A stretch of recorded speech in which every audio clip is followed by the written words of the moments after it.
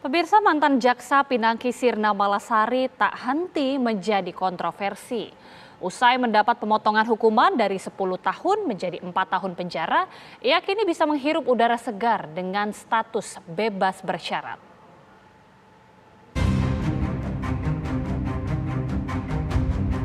Mantan jaksa Pinangki Sirna Malasari kembali hangat dipergunjingkan. Dengan vonis hukuman 10 tahun penjara yang disunat menjadi 4 tahun penjara, Pinangki bisa bebas bersyarat bersama puluhan koruptor kelas kakap yang turut merasakan udara segar. Praktis, Pinangki hanya menjalani masa tahanan sekitar 2 tahun penjara karena ia ditahan sejak Agustus 2020 oleh Kejaksaan Agung. Sontak diskon hukuman terpidana penerima suap dari buron kasus hak tagih Bank Bali Joko Chandra ini pun menuai kontroversi. Sejumlah kalangan menilai fenomena pemberian pengurangan masa hukuman dan pemberian pembebasan bersyarat membuat penegakan hukum terhadap pelaku korupsi tidak menimbulkan efek jera. Ini sebagai langkah mundur pemberantasan korupsi karena apa?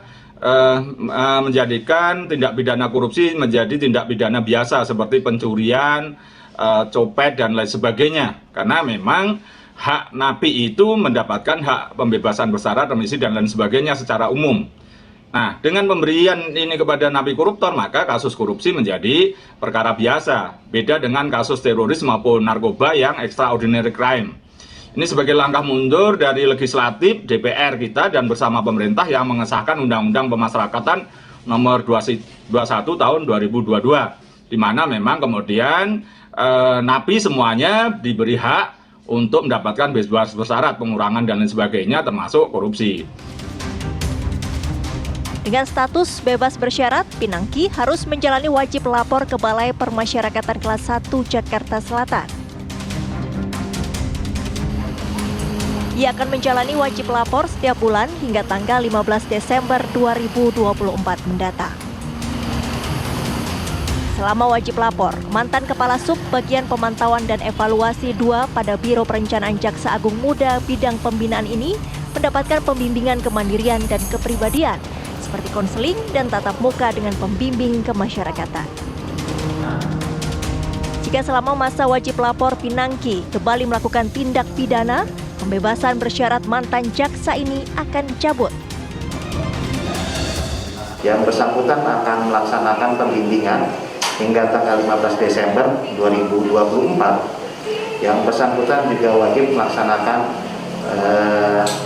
lapor diri setiap bulannya serta mematuhi ketentuan-ketentuan yang diatur dalam Undang-Undang Nomor 2 Tahun 2022 tentang pemasyarakatan dan segala sesuatunya tetap melakukan wajib lapor setiap bulan. Pinangki Sirna Malasari ditangkap dan ditetapkan sebagai tersangka gratifikasi pada Agustus 2020 lalu. Februari 2021, Pinangki divonis 10 tahun penjara dan denda 600 juta rupiah subsidiar 6 bulan kurungan.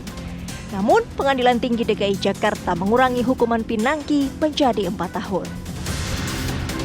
Tim TV One mengabarkan.